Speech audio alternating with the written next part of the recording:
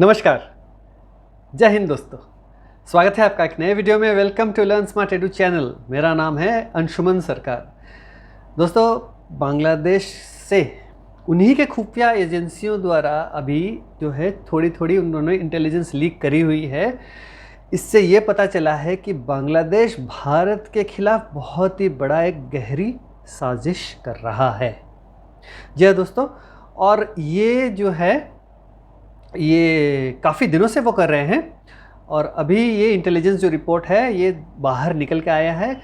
जो बांग्लादेश पर नज़र रखने वाले जो लोग हैं, हमारे देश में भी जो बड़े जर्नलिस्ट जो हैं, जो कि बड़े अखबारों में काम करे हुए हैं और न्यूज़ एजेंसीज पे काम करे हुए हैं, बांग्लादेश के भीतर पे उन्होंने काम करा हुआ है, वो सारे भी इस पे अभी नज़र रखे हुए हैं और उन्होंने भी ये जानकारी दी है। तो ये एक बड़ा साजिश वो कर रहा है। देखिए, पाकिस्तान का जो नक्शे कदम पे ये चल रहा है बांग्लादेश। पाकिस्तान ने हिमाकत करी थी पहलगाम में, तो बांग्लादेश सोच रहा है कि अगर मेरा अब्बू करा हुआ है तो मैं क्यों ना कुछ कोशिश करूं। तो ये शायद उनके दिमाग में ये चल रहा है। देखिए, नरेंद्र मोदी जी ने क्या कहा, देखो भैया, ऑपरेशन सिंदूर मैंने पॉज रखा हुआ है और अब जो है, जो अगर किसी देश से, मतलब पाकिस्तान की ओर ही उन्होंने इशारा किया था कि अगर पाकिस्तान से दोबारा कोई मिलिटेंट अटैक भारत के ऊपर किया जाएगा तो it will be considered as an act of war. लेकिन इस स्पेक्ट्रम को और भी वाइडन करा जा सकता है, दूसरे जो है हमारे पड़ोसी देशों की ओर भी इसको जो है वाइडन करा जा सकता है। अगर वो देश भी भारत के ऊपर या ऐसी कुछ हिमाकत करे जैसे कि पहलगाम में पाकिस्तान ने करा हुआ है, पाकिस्तान के आईएसआई और पाकिस्तान के आर्मी चीफ ने करा हुआ है, उस तरह का अगर कोई हिमाकत होगा तो it will be considered as an act of war. ये देखिए, पॉलिसी भारत का जो ये पॉलिसी है, किसी भी वक्त उसको वो कर सकते हैं इस तरह से। और दूसरी बात और एक चीज़ है कि भारत इस बार, अगर भारत को महसूस हो कि खतरा होने है भारत के ऊपर और कोई अटैक होने वाला है, तो भारत प्रीएम्प्टिव अटैक्स भी कर सकता है। क्यों नहीं कर सकता, कर सकता है। तो अब जो है बांग्लादेश जो है, बांग्लादेश क्या करने की कोशिश कर रहा है। देखिए, उनके यहाँ एक नवा बना हुआ है एक NSA, नेशनल सिक्योरिटी एडवाइज़र। उसका नाम है खलीलुर रहमान। वो उसको ये मोहम्मद यूनुस, जो बांग्लादेश का जो इंटरिम चीफ है, जो कि बना हुआ है, उसने अपॉइंट करा था उसको। पहले तो उसको लाया, वो एक्चुअली अमेरिकन सिटीज़न है, तो अमेरिकन सिटीज़न वो है। अब उसको लेके आया वो अमेरिका से, उसको बिठाया। पहले तो उसको क्या करा, उसको करा कि हाई रिप्रेजेंटेटिव ऑफ जो है रोहिंग्या अफेयर्स, ये पहले उस हिसाब से उसको एक उसने बिठाया पोस्ट देके। फिर आगे चल के उसको नेशनल सिक्योरिटी एडवाइज़र बना दिया। एक US citizen, he has full access to every security detail of the nation, मतलब बांग्लादेश का। He has access to every file, ये मान के चलिए। तो ये बंदा जो है, ये अभी बुधवार के दिन वो गया था अमेरिका। वो मिला था जो US deputy secretary of state Christopher Landau से, स्टेट डिपार्टमेंट में वाशिंगटन DC में मिला था।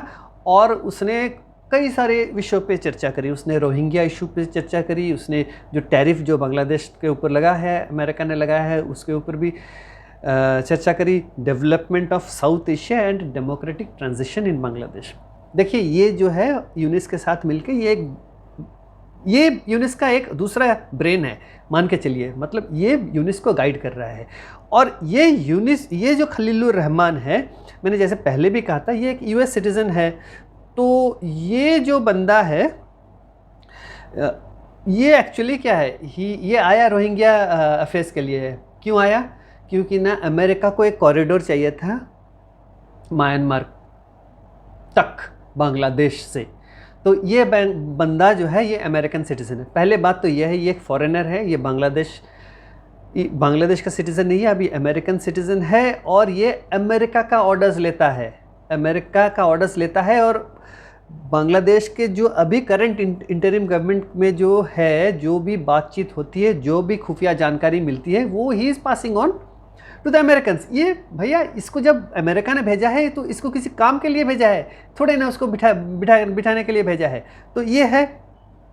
अब जो है उसके बाद जो है 20 दिन इन पिछले 20 दिनों में कुछ ऐसी घटनाएं घटी है जिसे अंग्रेजी में बोलते हैं ना, there is more to it than meets the eye. तो मैंने जैसे बोला जाता है कि जो आँखों में जो नज़रों के सामने दिखता है उससे काफ़ी ज़्यादा कुछ है। अब हुआ क्या है? अब हुआ ये है, देखिए अभी यूनिस एंड कंपनी, ये यूनिस और खलीलुर रहमान और उसके जितने चट्टे बट्टे हैं, वो लॉ सेक्रेटरी उसका है, वो भी एक जमात का नहीं है, लश्कर तैयबा वाला आदमी है। तो ये सारे लोग जो मिलके अभी कई सारे प्लान बनाए हैं, प्लान ए, प्लान बी, ऐसे बनाए हुए हैं उन्होंने प्लान भारत के खिलाफ।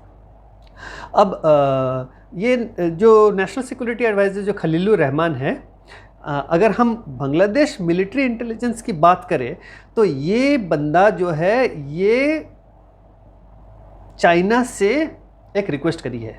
चाइना से एक रिक्वेस्ट क्या करी है? उसने रिक्वेस्ट करा, चाइनीज़ ये गया था, ये एक्चुअली मोहम्मद यूनिस जब यूके गया था, जून 9 से जून 13 तारीख तक वो यूनाइटेड किंगडम में था। वो गया था ना कुछ ऑनरेरी कुछ अवार्ड लेने किंग चार्ल्स III से। उससे पहले वो चैथम हाउस में गपबाजी मार रहा था।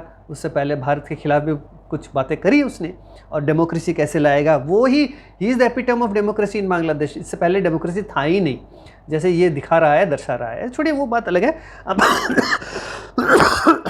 हम खलीलुर रहमान की बात करेंगे। ये खलीलुर रहमान यूके उसी के साथ गया था, यूनिस के साथ, लेकिन उससे पहले वो चाइनीज़ एम्बेसी गया था, छिपके जाके चाइनीज़ एम्बेसडर से रिक्वेस्ट करा था बांग्लादेश में कि भैया मेरे साथ एक पाकिस्तान का ISI चीफ जो है आसिम मलिक, उसके साथ एक मीटिंग करा दो। ये रिक्वेस्ट उसने करी थी। ये मैं नहीं बोल रहा, ये बांग्लादेश का मिलिट्री इंटेलिजेंस के हवाले से ये खबर आई है बाहर। तो अब वो फिर गया लंदन यूनिस के साथ ट्रिप में। तो ये एक्चुअली क्या है, ये लंदन से आने के बाद इनको जाना है कहाँ, बीजिंग जाना है। तो ये गया लंदन जाने के बाद उसने वहाँ पे भी उसने क्या करी, ये जो बांग्लादेश नेशनलिस्ट पार्टी जो है उसका जो एक्टिंग प्रेसिडेंट है ज़ियाउर रहमान का बेटा, खालिदा ज़िया का बेटा, तो उसका नाम है तारिक रहमान। ये उससे पहले एक मीटिंग उसने फिक्स करी और वहाँ जाके उसने बहुत सारी बातें करी है। वो आगे चल के मैं आपको बताऊँगा एक्चुअली डिटेल में क्या है और कैसे ये तारिकुर रहमान भी कैसे इन्वॉल्व है बहुत सारी चीज़ों में। तो ये तारिकुर रहमान से बात करी उसने बात करने के बाद फिर तारिकुर रहमान से मोहम्मद यूनिस का मीटिंग हुआ, उसमें भी ये खलीलुर रहमान शामिल था। और गौर कीजिएगा, ये लोग मीटिंग करने के बाद फ़ोटो इसका तो यूनिस का तो है ही है, कहाँ जहाँ कहीं भी जाता है तो पहले फ़ोटो खिंचवाता है, कुछ बात करे ना करे, भैया फ़ोटो मुझे चाहिए। तो ये फ़ोटो उसने खिंचवाई। फिर उसने कहा क्या कि मेरी तारिकुर रहमान से बात होगी, बांग्लादेश नेशनलिस्ट पार्टी से बात होगी। अब जो है इलेक्शंस हो गए फरवरी 2026, लेकिन वो भी अगर मैं रिफॉर्म्स सारे कंप्लीट कर दूं तो फरवरी 2026 में, कोई निर्धारित उसने तारीख नहीं दी। फिर वो जो है वो वापस आ गया बांग्लादेश। अब जो है कहानी यहाँ पे शुरू होती है कि ये जो बंदा है खलीलुर रहमान, इसने मीटिंग कराई तारिकुर रहमान की। ये तो इसके बाद बारे में पहले ये इसने कहा था कि ISI चीफ से इसको मिलना है। एक्चुअली इनको जाना है बीजिंग।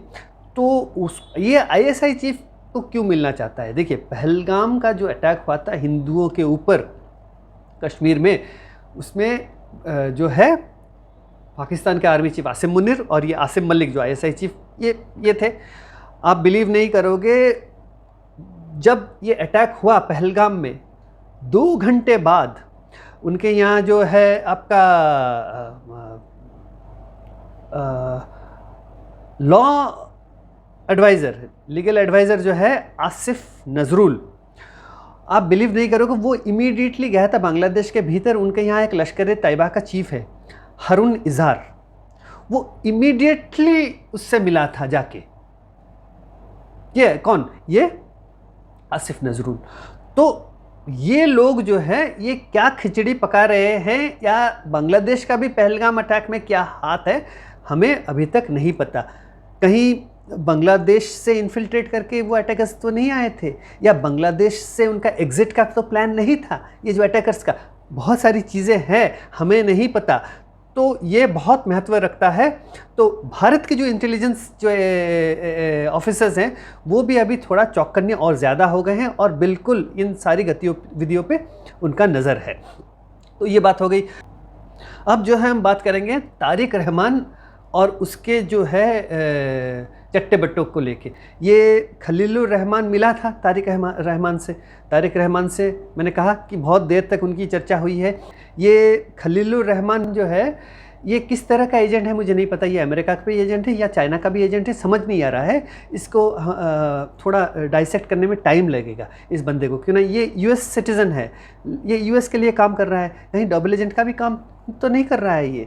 अब तारिक रहमान से बातचीत हो गई तो ये मे बी ये जो है ये उसको उन्होंने एक लॉलीपॉप दिखाया तारिक रहमान, और इसकी इस्तेमाल भी करना चाहते हैं, हमें नहीं पता। क्योंकि ना तारिक रहमान को कहा है कि बांग्लादेश नेशनलिस्ट पार्टी चाहती थी इलेक्शंस दिसंबर 2025 में, लेकिन उसको एक लॉलीपॉप दिखा दिया कि बेटा देख तू जो है अभी शांत हो जा और हमारे साथ कोऑपरेट कर, हम फरवरी में इलेक्शन करा देंगे और तेरी जीत पक्की, ये कहा होगा। देखिए यूनिस जो है प्लान ए प्लान बी, मैंने कहा ना इससे बहुत सारे प्लान्स ये बना के रखा हुआ है, और लास्ट प्लान तो है कैसे भाग जाएगा वो बांग्लादेश छोड़ के। ये उसके जो बांग्लादेश के भीतर 8, 9, 10 तो जो एडवाइजर्स हैं वो सारे फॉरेन सिटीजन पासपोर्ट होल्डर्स हैं, और ये खलीलुर रहमान जो है ये बंदा तो यूएस का सिटीजन है, और यूनिस के पास तो फ्रेंच पासपोर्ट है, तो वो चले जाएगा वो। तो ये है। अब एक बात अभी सामने आई है कि तारिक रहमान का एक बंदा था और उसका नाम था major general retired Razakul Haider Chowdhury. इसको 2004 में आर्म्स स्मगलिंग के केस में उसको लाइफ इम्प्रिजनमेंट हुआ था, लेकिन उसका सेंटेंस ख़त्म होने से 6 महीने पहले उसको जेल से बाहर निकाल दिया गया।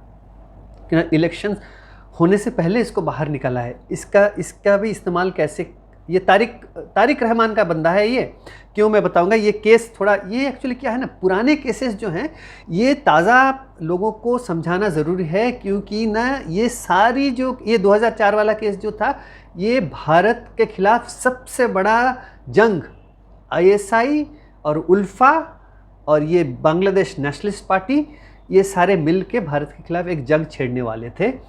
क्यों मैं बताऊंगा, ये डिटेल में बताऊंगा। पहले तो बता दूं ये जो है रज़ाकुल हैदर चौधरी ये 6 महीने पहले जेल से निकल गया, लेकिन सबसे बड़ा जो इम्पोर्टेंट वो है कि ये गया था एक 12 दिन के लिए चाइना। जून 6 तारीख को वो गया और लौटा है जून 18 तारीख को। और कहा जाता है ये ग्वांगझोउ गया था, चाइना में ग्वांगझोउ करके एक जगह है, वहाँ गया था।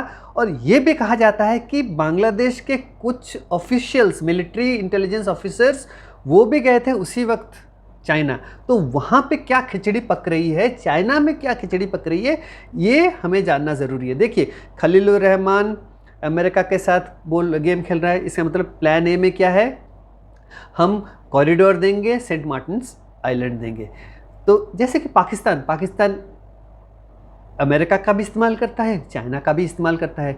देखिए अमेरिका का इंटरेस्ट भी इस रीजन में है, चाइना का इंटरेस्ट है भारत के खिलाफ। तो ये एक बड़ा प्लान है, तो ये बांग्लादेश भी वही गेम खेल रहा है, इससे कोई अलग नहीं है। अब जो है ये बंदा गया क्यों था, ये बंदा एक्चुअली गया था, मैं फ़्लाइट का नंबर बता रहा हूँ आपको।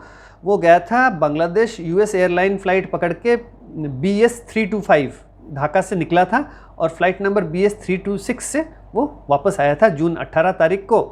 और ये बांग्लादेश के जो इंटेलिजेंस रिपोर्ट ये बोल रही है कि जैसे कि मैंने कहा था कि उसने वो मीटिंग करी थी, और सीनियर नेशनल सिक्योरिटी ऑफिशियल जो है यूनिस गवर्नमेंट का, मैं बांग्लादेश का मतलब यूनिस गवर्नमेंट का मैं बता रहा हूँ, वो भी गए थे, वहाँ पे बड़ी मीटिंग हुई थी।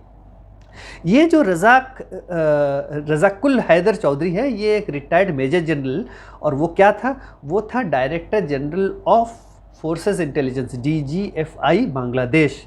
और उस वक्त 2004 में ये बंदा जो है हमारे नॉर्थ ईस्ट के रेबल्स को आर्म्स सप्लाई करता था। इसकी कहानी बड़ी दिलचस्प है। ये एक्चुअली में है एक ISI एसेट है बांग्लादेश के भीतर।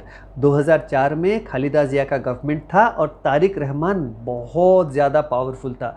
जैसे कि इंदिरा गांधी के टाइम पे कोई एक बेटा था जो कि बहुत पावरफुल हुआ करता था ना, श्रीमती इंदिरा गांधी हमारी प्राइम मिनिस्टर हुआ करती थी, उसी तरह से ये तारिक रहमान जो है खालिदा जिया के टाइम में बहुत पावरफुल हुआ करता था।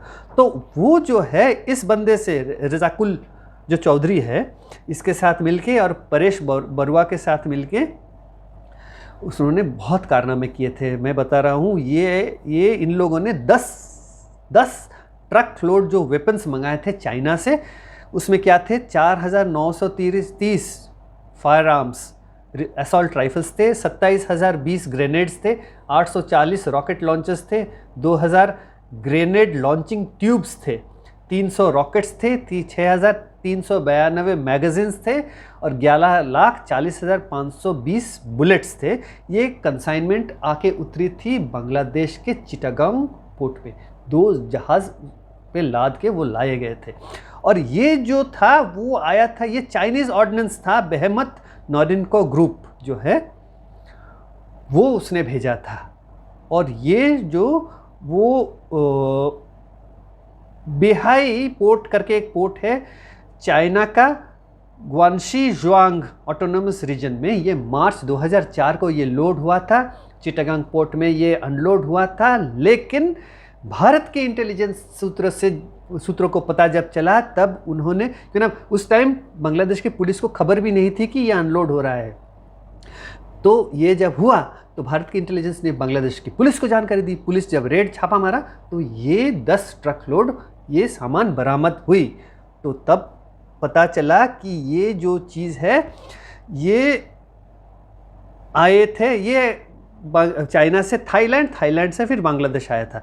और ये आया था उल्फा के लिए और जमात उल मुजाहिदीन बांग्लादेश, ये 2 ये के लिए आए थे, ऑर्गेनाइजेशंस के लिए। नॉर्थ ईस्ट में पूरा एक बड़ा युद्ध छेड़ने वाला था ISI और ये रज़ाकुल चौधरी जो है। अब तब क्या हुआ था, तब उसको कुछ नहीं हुआ। वो 2004 में वो सिर्फ केस वेस लगे, कुछ नहीं हुआ। लेकिन अवामी लीग, हाँ, ये जो रज़ाकुल चौधरी ये इन्वॉल्व था बहुत सारे अवामी लीग के मेंबर्स के असैसिनेशन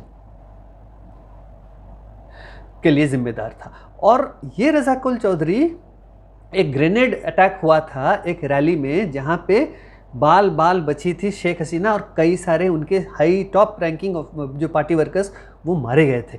तो वो केस चला था जब वो आए थे, ये बन के आए थे, आई थी अवामी लीग पावर में आया था, ये बनी थी प्राइम मिनिस्टर।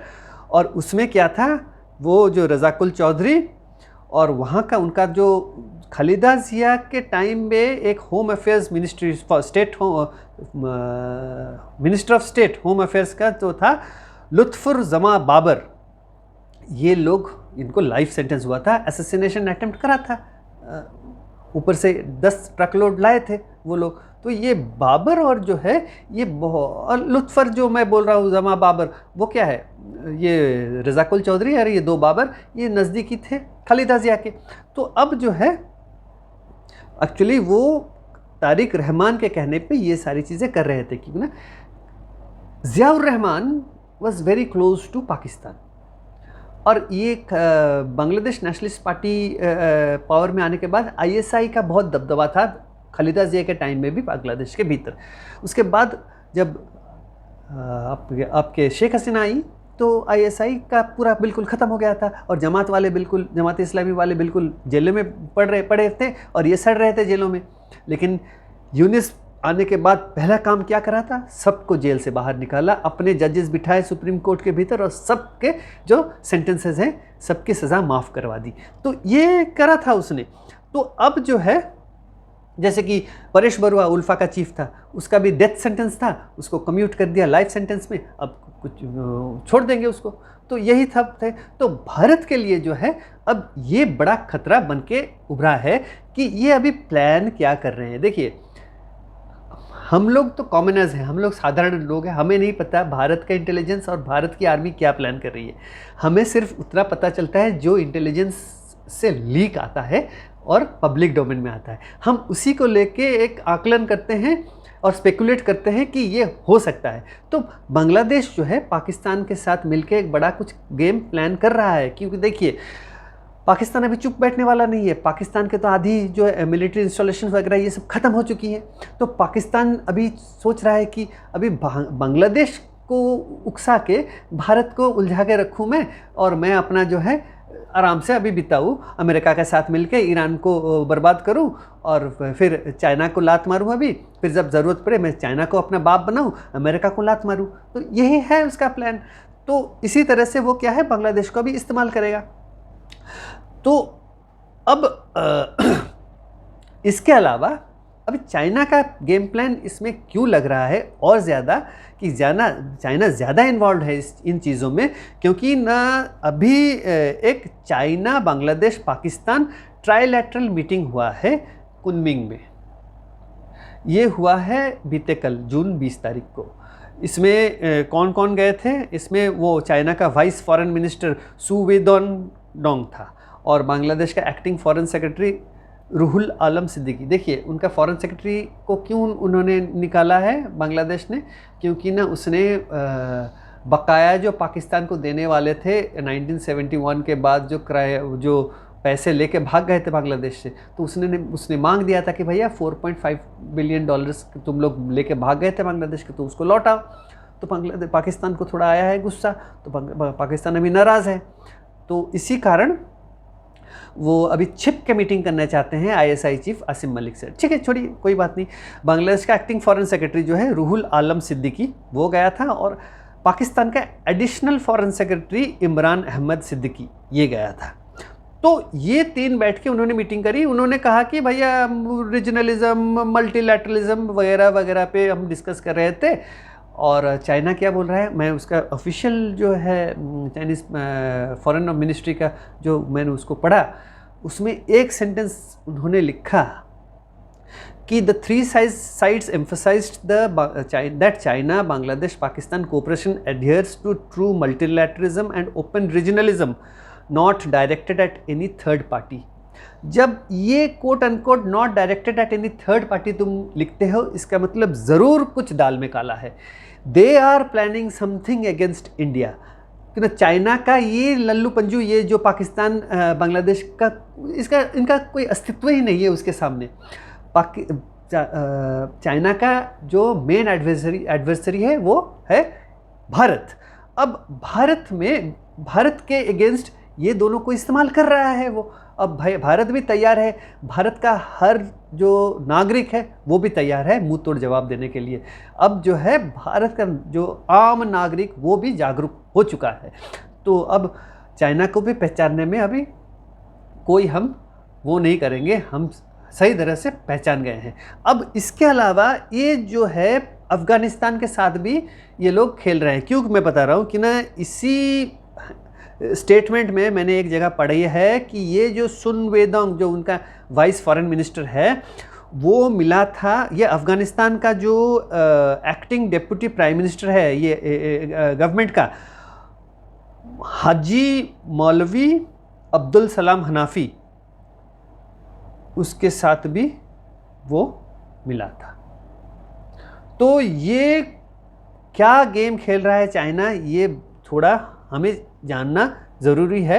लेकिन देखिए पाकिस्तान का जो हश्र हुआ है ऑपरेशन सिंधु के तहत, अभी तो पॉज में है, इंडस वाटर ट्रीटी अबेंस में है। अमित शाह जी ने बोल दिया है कि अभी एक बूंद पानी और कभी भी नहीं जाएगा इंडस वाटर ट्रीटी जो है, हम उसको अबेंस में रख दिया है। सिंधु नदी का पानी और जाएगा ही नहीं पाकिस्तान। अब बांग्लादेश को ध्यान रखना है ये चीज़ों को। भैया ये उसका जो एम्बेसडर अभी आया है बांग्लादेश का भारत में, नेशनल डे में, वो क्या बोल रहा है, जो मेमोरेंडम साइन हुआ है वो कुछ नहीं है, हमें एक दूसरे से वो करना चाहिए, रिलेशनशिप और स्ट्रेंथन करना चाहिए वगैरह वगैरह बहुत सारी। ये तो ढकोसले वो बोलने वाली बातें हैं, वो छोड़, तुम्हें कुछ पता भी नहीं है यूनिस क्या गेम खेल रहा है, और you are just a bureaucrat, nothing else. Yunus must not be telling you anything what is transpiring between him, Khalilur Rahman and Asif Nazrul and Roglot। चलो वो बात अलग है। अब बात यहाँ के आके यहाँ खड़ा होता है कि भैया अभी और भी ऑप्शंस है। गैंजेस वाटर जो है ट्रीटी, उसको भी स्थगित किया जा सकता है, and the water can be stalled and channelized for the utilization. हमारा तो और भी अच्छा हो जाएगा ना, हमारे तो रिवर लिंकिंग प्रोजेक्ट्स चल रहे हैं काम, तो और दूसरी तरह से लिंक हो जाएगा। तो तुम बैठे रहना अभी गैंजेस वाटर के लिए। उसके अलावा मैंने कहा ना, ऑपरेशन सिंदूर का जो है स्पेक्ट्रम और वाइडन किया जा सकता है। India can also make preemptive strikes, ये भी हो सकता है।